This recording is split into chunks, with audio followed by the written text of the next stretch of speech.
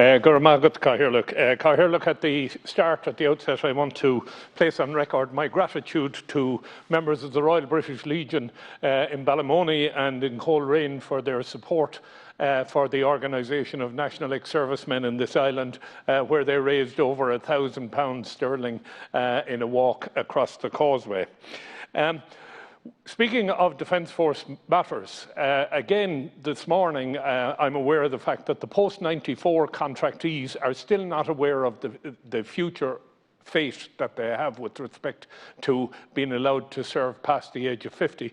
They were promised this would come through at the end of May. It hasn't come through yet.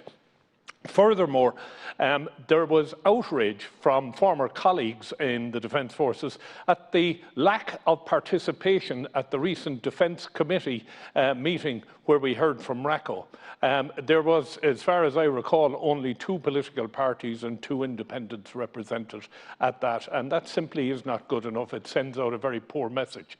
Furthermore, the Department of Education has done away with abatement for a period to attract retired teachers back into the system.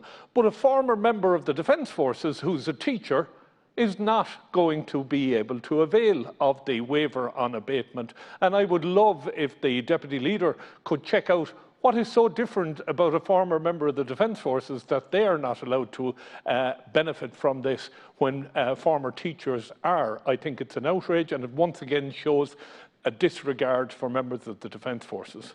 Now, with respect to the order of business today, I will oppose the order of business today. I am getting sick and tired of legislation being run through this House like as if it doesn't matter. The people of Ireland voted to retain this House, and many of us are here dedicated to doing the job that this House is supposed to do. Some are here, I regret to say, in a place or state of purgatory waiting for their chance to get a Dáil seat. This House has a function under the Constitution, and bringing legislation through this House all stages in one day, guillotining legislation on a regular basis. Now, I'm 7 years here, and I think, Cathaoirleach, this is the worst I have ever seen. I realise we're in the middle of a national emergency, but we don't have to guillotine legislation at the rate we're doing it.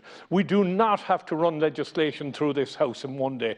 We are either serious about the Seanad, or the government should go back to the people of Ireland and say, we did not listen to what you said when the referendum was called. We have no intention of ever reforming this House. So do you want to keep it the way it is, or do you want to finally close it down? I think it's heartbreaking to see the way this House has been abused by this government, and it must stop.